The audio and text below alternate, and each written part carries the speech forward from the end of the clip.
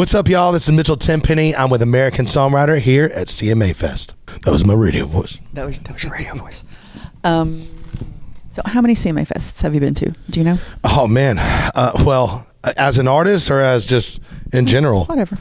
I mean, how old am I? I would probably say, honestly, 25 to 30.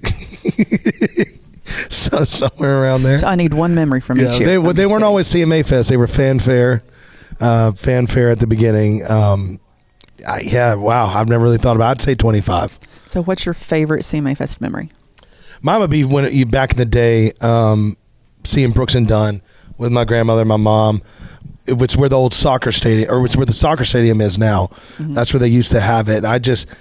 I remember seeing Ronnie Dunn in these tight black jeans and Kix Brooks running around the stage, and I had like a funnel cake in my hand. I have blurs of this memory, but I just remember being with my family, just feeling like the biggest peace of mind in the world, and just loving the environment around me, seeing country music and just falling in love with Brooks and Dunn in real time. It's like I have glimpses that come back to me, but that's the image that I get when I think of it immediately. It's just being with my family and then seeing Brooks and Dunn on stage, funnel cake in hand. It'll never leave. I love it. Yeah. What are you looking forward to at the festival this year? Well, I've honestly already done it. Was getting to play a couple sets acoustic and broke down. Mm-hmm. I love doing that.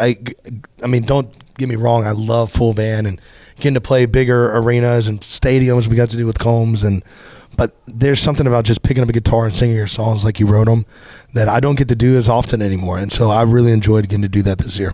Very cool. So I saw you have a new duet with Kolby Kooper. Yeah, what an honor. So her song Realize, it's been out almost 20 years now, which is crazy. I guess she wrote it 20 years ago. I don't know how long it's been out, but she told me she wanted me to be on it. She was redoing her songs, and I was blown away by that. So we did a new version of her song Realize, which is, to me, one of the most influential records when I was in college. Coco, her voice, I listened to that record over and over again. So when she asked, I was like a kid in a candy shop. I was like, yes, tell me when. And getting to hear our voices finally together. I did one on my record as well, with her, but like I've been singing to her songs in the car, on the radio forever, and to get to finally do it was so special. So yeah, we released song Realize, Kolby Kooper. So, and then you have Same Moon out. Same Moon, new single, song I wrote about me and my wife's life. We're always traveling. We're always kind of ships passing at night. And, it's just about that, saying, hey, no matter where we are, if we can feel a little closer together if you look up, as cliche as it sounds. Look up. We're not that far apart if we're looking up and we're seeing the same thing. And it's a good reminder, especially for the job that we have. Very cool. And so from the third, I love the third. I mean, just thank you. I can still sing that song in my head all the time because it's so album title and then title track. Talk about the third for a minute, because I feel like you bled for that album. Yeah, I loved making that record. And the third, everyone thought I was lazy and named my third record the third, but it's really to pay respect to my dad and my granddad who have passed, and saying thank you, for giving me the opportunity and not pushing me away from wanting to create music. I am the third, and so I wanted to write a song about how I got that name, how I want to leave that name, and just say thank you so much. I wanted to put their name on a record. I wanted it to be, I know they're seeing it, but for me, I was at the point of my career where I wanted to do something that meant something more to me than just, the normal look left, look right, take a picture and put it on the album cover. I wanted it to be something that I could look back on and have memories of my life and my family and something to say thank you. So I love the Iris cover on the album. I don't think anybody else could have done that justice but you. Wow, thank you. Talk to me about what that song meant to you. That song is truly everything for me. It was one of the first songs I ever learned on guitar. One of the first things that I was ever confident enough to start singing, as when you're younger and you're trying to find your voice. And it's a very nerve-wracking thing to finally sing in front of people. And that was one of the first songs, just because it's so melodic, and it's like, that is too, as a songwriter, I don't really know all the lyrics. I don't really understand the whole thing, to be honest. I'd love to talk to them one day, but for me, that's what songwriting is kind of about too. Sometimes making your own interpretation, and that song just makes you feel something. It's so nostalgic for me. It reminds me of a time where I was falling in love with music and guitar, and it is too. What an amazing thing to say at the end of a song. I just want you to know who I am. Like, I just think that that's such a cool lyric to end a song with, and we end our set with it, especially when we're opening or when we're at a festival. It's like, I just want you to know who I am. I'm just trying to be out here, be honest, and it's just such a perfect song for who I am and my life, and I don't know. It's one of my favorite songs of all time. And the album. I mean, the album's called The Third, and true. Yeah, thank you.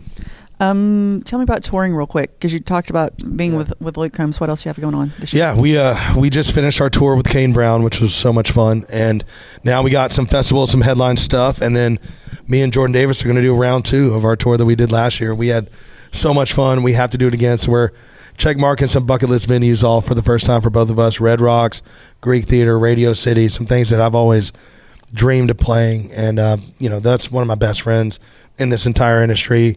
Can't wait to get back on the road with him. And Vincent Mason's coming out. I love what he's doing. So just excited to do that pretty much to the end of the year. Hey, y'all, we're the Swon Brothers. And we are here at CMA Fest with American Songwriter. How many CMA Fests have you been to at this point? Have you played? Since 2014, right? I mean, pretty much. We missed a couple maybe, but did we? I think we've missed one. Because we were on the road. Mm-hmm. Yeah. Almost all since 2014, I would say. So, what are your favorite CMA Fest memories? Man, most of the things that really stick out to me are not my favorite, but that's the next question. I remember the first time we played the Riverfront stage. I think they put us on at the hottest time of the day, and I was wearing all black, and at the end of Later On, I hit the big note in our last song, and I saw stars, and then I walked right to the side of the stage and threw up. Did you really? Yeah, it was rough, but I do remember that. Oh my goodness! I gotta love when people because it brings back memories, but like when you see that you gave a guitar to some little girl 10 years ago, and then they're still coming back now, and they're like full-grown people, and it's like that is just a good feeling, and also makes you feel a little bit older. But man, country music fans are just the best, man. They are loyal. That's awesome. What are you most looking forward to this year at CMA Fest? I think we're gonna go see Blake play Saturday, and that's always fun. That's our dude. So as a fan, that's my biggest thing. Yeah, I'm going to agree with him on this for the first time ever. We love seeing Blake's show, and I love seeing Blake's show too. This is something. I mean, we love country music, so you got to go enjoy it yourself sometime. Mm-hmm. That's awesome. So, tell me about the song you have on For Recreational Use Only, which is Blake's new album. Well, this guy, long story short, we had this song written or pretty much written, and we sent it to Blake, as we do a lot of songs, and he was like, "Hey, I really like that, but it needs a bridge." And then he sent us back an audio thing of him. He just wrote a bridge and sang it, and we're like, "Well, you're a co-writer on this now, because we're keeping that." And then we didn't talk about it for a long time, and just recently, like back in January, we sent a video and said, "Hey, we're going to post this." You should say what the song is called. Oh, the song is called All of My Love. I personally think that this has recipe for success, and I want Blake to really hear me on this, because it is the only song he co-wrote, and it's the only love song on the entire record. And Blake has a good track record with love songs, Yes, he does. So I think this is going to buy my new fiance a house. So just keep that in mind, Blake. But yeah, it's awesome. It's I can't believe he cut it, but he did, and he did it really quickly too. I mean, he was like, "Oh," we asked him if we could post it, and he said, "Don't post that," and we just thought he thought it was terrible. He was giving us advice, and And the Is reason that really what happened? Because he told me, he was like, they sent it to me and like, we're going to post it. He's like, oh no, I forgot all about that song. I want to cut that song. Yeah. Did he not tell you that immediately, or did he make you think he didn't tell you why he didn't want you to post it? he literally said, "Don't post that," and so we don't know how to take that until a couple days later. He sent us a picture in the studio with the chart and the lyrics, and I was like, "Oh." And then how did you feel? Felt good, man. That felt real good. Yeah, I mean, it happened really fast, and like, you just never know what a text can do for your life. Like, we sent it, had the video ready, and we spent 2 hours like doing this little acoustic version of it. We're like, man, we really like that song. Like, let's just post it. And he's like, no, don't post that. And I'm like, dang, I guess he's not a fan, you know. So, and then a couple of days later, right before we play the listening room, he's like sending pictures of the charts, and we're like, even then, we're like, did you cut this? Like, what is this going on the record? Like, and it did. And then Scott called us and was like, "Hey, we need you guys to sing some backup." So we got to sing background on it too. Yeah. I don't think he told me that. Yeah, that's us. He's That's keeping our- secrets. Very good. So you wrote this song, you wrote the title track for his last album, right? And I heard that maybe you just signed a new publishing deal? Yeah, we did. So now we're writing songs and pitching them to all kinds of artists. But you know that it's really I'm really torn on how I feel about it, because there are certain songs that we're like, we need to put this out, but it's more lucrative if someone like Blake puts it out. So you wrestle with that a little bit. But at the end of the day, I want other people to cut our songs, I think. Well, I mean, I feel like that just could increase the chances that your fiance is going to get a new house. That's true. That is true. So, we can send some to other people too. Awesome. Well, guys, thanks so much for stopping by. It was great Thank to see you. you. Thanks for having us. So, sir, how many CMA Fests have you been to at this point? Do you know?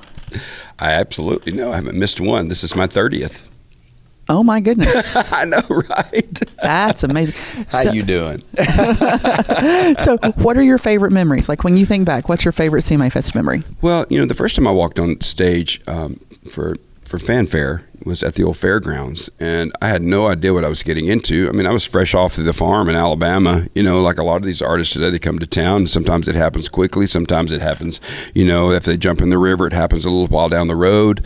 But for me, I was in Texas, and I won Texas Entertainer of the Year. Then all of a sudden I had a record deal, and I'd been here for many years trying to make that happen. It didn't, but it happened quickly when it did. Right. So I had been to fanfare, but I was not. I'd stood in line for artists before and gotten autographs, from Connie Smith to Garth. I stood in that incredibly long line for Garth. And to walk out there, and it's the biggest crowd I'd ever played to. That's awesome. And I've been in a lot of Pentecostal churches, but but to walk out there to, I think it was 19,000 people at the old fairgrounds. I did freeze for a moment, and I remember thinking, okay, this is what you were put on this earth to do. Go do it, and just, sing, man. And that's what I did. And I busted into a song off the first album called Pretty Good Thing. I went to pieces when she blew in like a straw man running through a hurricane wind. I thought to myself, damn, I sound country. The crowd went wild, and, it was everything that I was meant to do and meant to be. And I received it with grace and love and dignity. And I looked over at my mom, who was standing halfway off stage, and she winked at me. It's the only time I lost it. Oh. Winked at me, so, yeah. So what are you looking forward to this year at CMA Fest? Wow, we had our big event. It was our 10th year for Love and Acceptance, and we are closing that door on this chapter of our not our foundation, but of this event. Our foundation for the Foundation for Love and Acceptance will continue, but we are rebranding for some really great things in the future, which we will announce. But what I'm mostly looking forward to for CMA Fest this year is I've met so many of the new artists, and I've seen, I saw Marty Rayburn, I saw Pam Tillis, and Billy Dean, and just running into friends that we never see each other, right? As we're touring together, and do we get 2 minutes just to catch up, and all the common theme has been, thank goodness we were in the 80s and 90s, man.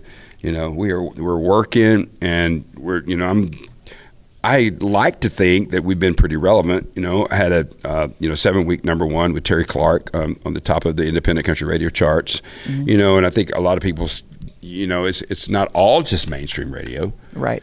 We go out there and we're still working, we're doing projects, but 90s country has such a special thing with it right now. I just saw my old label president, Doug Johnson, just 10 minutes ago, and I was watching one of his artists that he signed, and I'm like, it's got a little bit of a 90s feel. He goes, what else is there? I love it. So I was surprised to see that this was the last year for the concert for Love and Acceptance. Can you share anything about that? As somebody who's been to a lot of those, it's like, what's next? Well, my gorgeous and beautiful friend Shelley Wright, on that same stage when it was Wild Horse, did 10 years of reading, writing, and rhythm. Yep, I remember that. Shelley was so instrumental and so influential in my coming out story. I don't believe in labels. I'm not talking about record labels. I'm just talking about with kids growing up today. I don't believe in putting a label on anyone. I believe that you grow up to be your own unique individual, and that's what we strive to do, and then you put it into your music. Right. But I think, for us, this particular brand, we came to town, it was something that I wanted to do to bring the community of music together, and we did that. So what's next? I think there's a lot of great new artists coming up that have we gave a Rising Star Award for 10 years, and all of those Rising Stars are doing very well. That's awesome. So I'm expecting them to carry that torch now, and so just kind of taking that and turning the page. Okay, you guys got this, I'm leaving it in good hands, and what do we do next?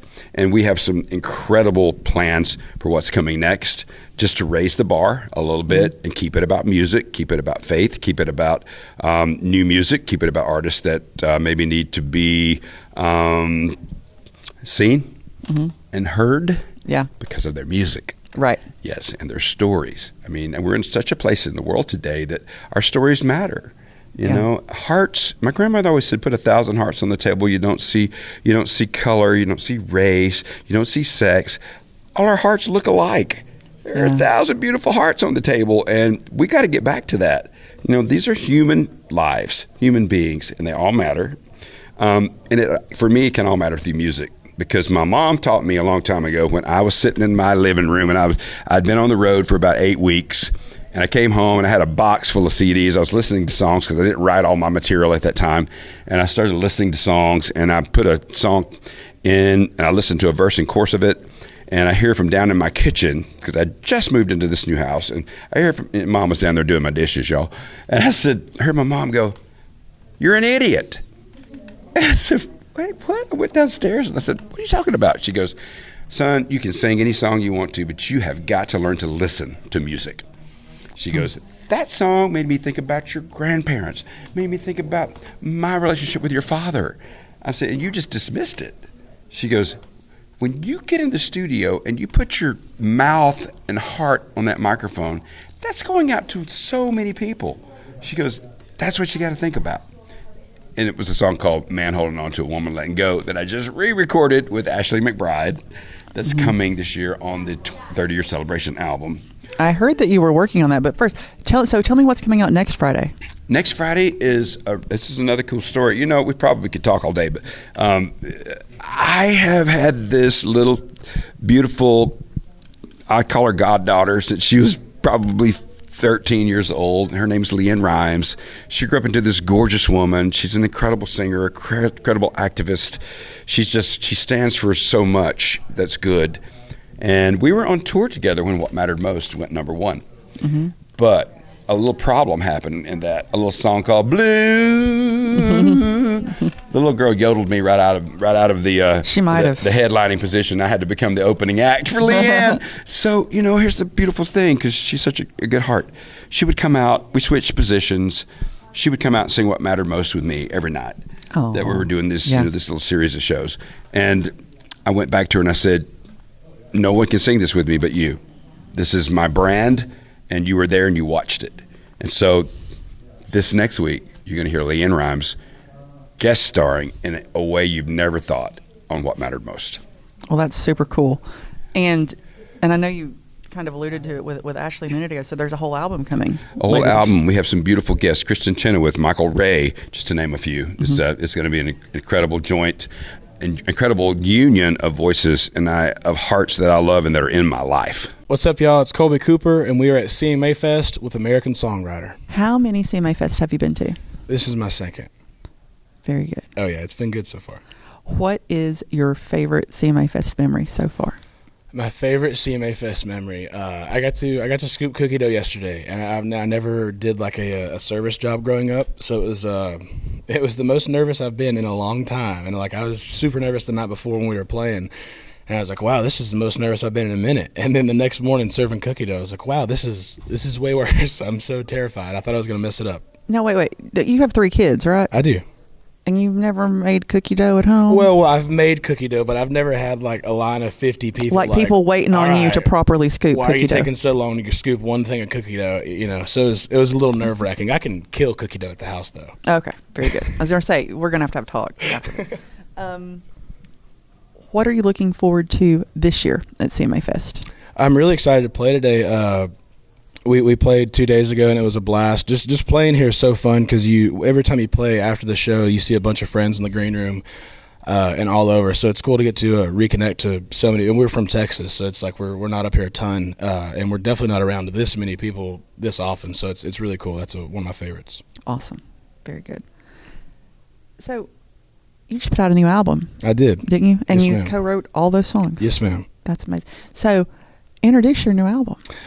So my new album is called Love You Goodnight. We worked really hard on it, and it's a song about it's an album about how everybody is more connected than they realize, and how crazy their life can be and how terrible situations can get. You're not the only one going through it, unfortunately, and I think that's a really cool thing, that you don't have to feel so alone and depression or sadness or whatever, a loss of somebody, anything significant. Somebody's gone through it, and just talking about it makes it better, That's really deep. Yeah, thank you. I'll try. Yeah, that's amazing. So you tackle all of those things on the album? Like somebody's going to listen. Is this like a start at one and go to the bottom album, or is it like a mix it up album? I feel like it is. It's our 3rd full-length album, and this is the longest we've, I guess our first one I had my whole life, as they say, but this is the first one that like we took a pile of like 50 songs. My goal was to have a ton of songs to pick from that I loved, and I want it to be hard. Like I wanted it to be a thing where I'm like, it's pulling teeth. Like, don't want this song or that song. And up until the album, finally, like the last day we were going in to record, it was like that. Should we do this one or should we do that one? And I'm really proud of how it came out. And I do think you can listen to it top to bottom and hopefully not skip a song. What were you most excited for people to hear? I was excited to hear for people to hear like the growth in my writing and the growth in our production. I mean, I'm just turned 26, and I've been doing this since I was. I started writing and playing guitar when I was 12, but we started doing this professionally. I guess our first live show was July 20th of 2018, and I was 18 or 19 years old. So it's like at the very beginning, it was like, wow, what do I want to do? What do I want to say? How do I want to sound?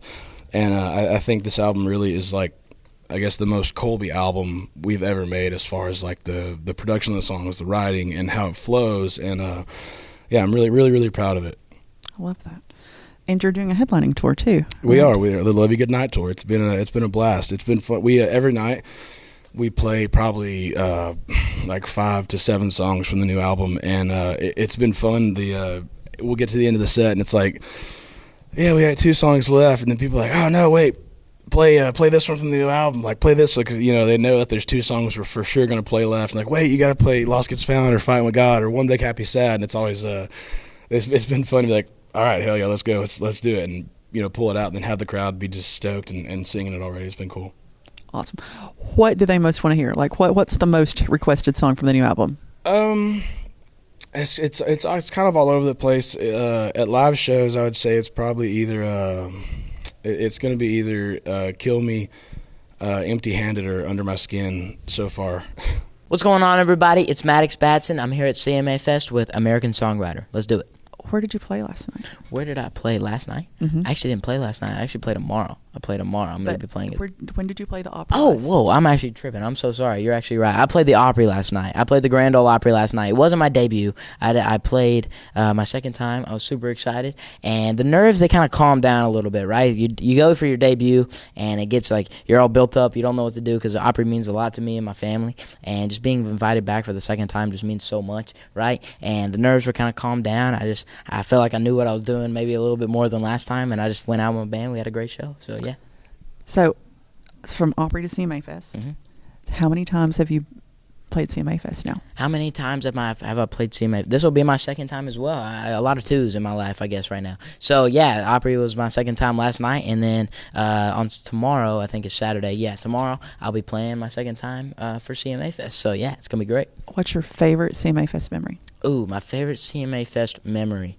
Great question. It was last year. I was playing my loser show. I just got off stage, and it was my first time ever meeting like a few of my fans like face to face, which was really cool. And they were backstage with me, or just like back in the parking lot, you know, because Losers is just a big old parking lot, right? And I got off stage, and just a few fans were waiting. I just got to take pictures and sign a few things, and that was like a first for me. So it was just a really cool moment. Yes, ma'am. What are you looking forward to this year at CMA Fest? Ooh, my favorite thing to do is perform by far. Just by far, it's my favorite thing to do. I just love seeing the fans and doing this kind of stuff. So just ready to see them. I'm ready to go out on stage and just see my fans up there in the front, because I've seen a few like posts that they're going to be here tomorrow. So I'm really excited about that, and just seeing them, enjoying the music, singing it back to me, and that's just like the coolest thing ever. So yeah, just seeing them. I didn't realize that. So like last year when you signed at American Songwriter's booth, and there were what seemed like hundreds of kids here so excited to see you. Yeah. Like that was really new for you. Yes, very, very new for me. It was my first ever like meet and greet, I guess you could say, and I didn't know what to expect going into it. And when I walked up and I got to see all those people, I was like, whoa. It caught me off guard, right? And you only have like an hour to sign all these things, and I don't think I got through everybody, and I felt so bad, right? And I was just like, dang. Well, it was so cool that people would take time out of their day to come wait in line to, take a picture or me sign something of theirs. It's just so cool, and yeah, it means so much to me. It's great. So a year in, what does it feel like this year? I guess I'm a little bit more seasoned, right? Because I just got off tour, and after every show we did meet and greets, right? And every night they were sold out. It was like 70 people, right? Each night after the show, and they just got to do it. So I'm kind of used to like the meet and greet thing now, but every time I go and like see my fans, it still blows my mind to this day, right? It's just like like I said, it blows my mind. So if I go there tomorrow and see just a quarter as many people as I saw last year, I'll still be just happy as a lark, It just blows my mind. It's great. So tell me about your new album. My new album? Well, we just put out this EP back in March. Super proud of it, right? I put out, I think 7 or 8 tracks. We put out those, and then we put out the deluxe, right? Right. So you have 10 songs. Yeah, we got 10 in total now. We got 10. Go listen to them, by the way. It's just like I wrote them about, a big thing for me is just be relatable, right? I want to be as relatable as I can, but which is kind of hard, being 15. You can't write about the normal, I guess, country music relatable things, but, I find my ways, right? And I just wanted to relate to like the kids my age, the coming of age type songs, and just like teen love and that kind of stuff. So I wrote a lot of my songs about that. And then I had a couple songs that weren't relatable to like really anyone. It was stories that happened to me specifically, right? With one, it's called Girl in Green. It's one of my focus tracks on the EP. I wrote that about this girl. I was at a show, right? We're at the show, and I see her, right? I see her in the front row. She's gorgeous, right? She's wearing a green dress, right? And I was like, wow, she's gorgeous. I couldn't take my eyes off of her, right? And then after the show, she came to the meet and greet, and I did not ask her name. I usually have like this little script in my head, right? It's not like word for word, but I follow like some like checkpoints, right, when I'm doing these meet and greets. And my mind, I guess, went blank when I saw her, all right? And I didn't ask her name. I didn't ask where she was from or anything. So me and like a few other guys, we were locked in trying to find this girl, right? And we took a few weeks, but her mom reached out via email. She's amazing, right? She came to another show, and I actually asked her name this time. Mine didn't go as blank. But, I thanked her for, being the inspiration behind the song. She thanked me for writing the song. I was like, it's really not me. It's all you. But, it's a really cool moment, and it was just something cool that happened, I guess. Very, very just Maddox, I guess. So did you stay in touch? I did not. I didn't. I thanked her, right? I was like, thank you so much for being the inspiration. Thank you so much for being the as pretty as you are, I guess. But we didn't really stay in touch. I just thanked her, and, you know, you live and you learn, you move on. But I don't know, maybe.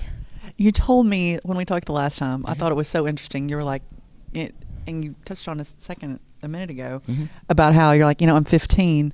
You said I can't even sing about driving a truck because I can't drive yet. I can't drive. Your boy cannot drive. I don't even have my permit yet. I could get my permit. I have literally like zero time to go get my permit, right? I don't even have my permit. I can't drive anywhere. So I'm just people to drive you. Yeah, I guess you're right. But, you know, driving's free. You know this, right? Okay.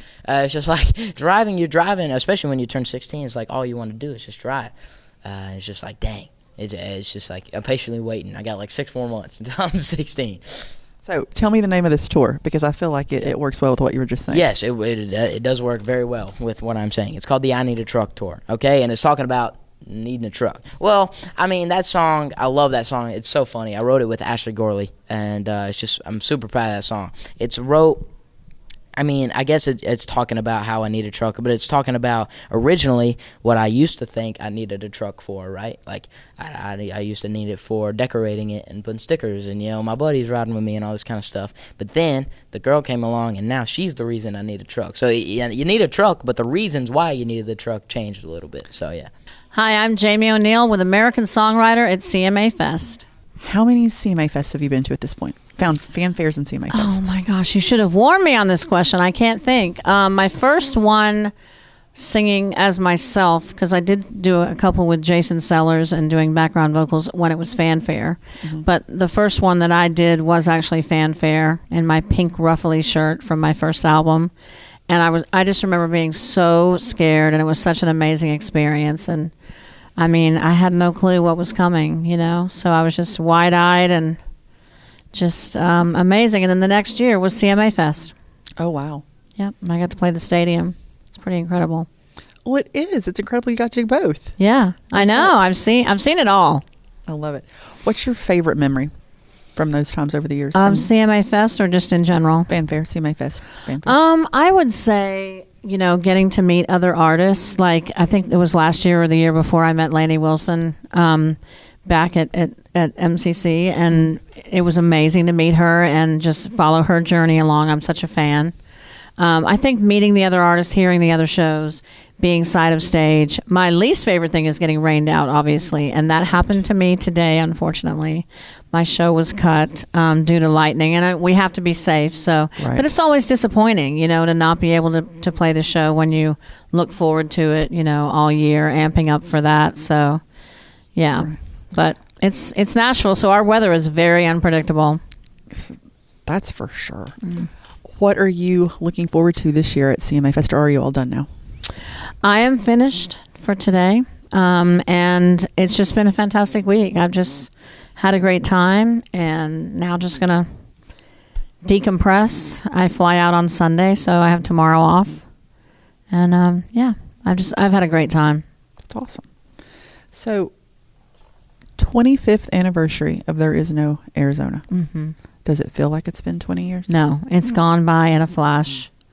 And I have a brand new version of it, a different, unique version coming out on July 31st. It's technically coming out August 1st, but that releases the night before, and that's July 31st, which is the 25th anniversary of when the song came out 25 years ago. So that's amazing. Yeah, and new music as well. So I'm rolling out the brand new version and a new song on August 1st.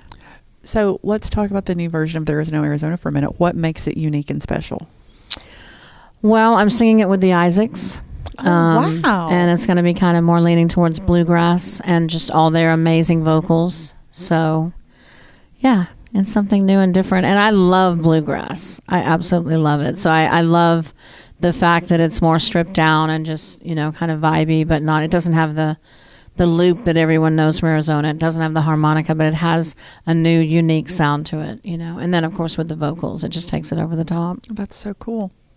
Tell me about choosing the Isaacs for that. That's because they're known to be gospel, right? Like, yeah, and very bluegrassy. Yeah. I mean, Ben plays upright bass. Ben produced the track, And we did the country music cruise together in January and just had a great time. And I said, hey, I've got a crazy idea. I don't know if you guys would be up for it, but I would absolutely love to have you on this song, because I knew I wanted to do a unique version of it for the anniversary. And they were like, yeah, we're totally into it. So that's awesome. Yeah.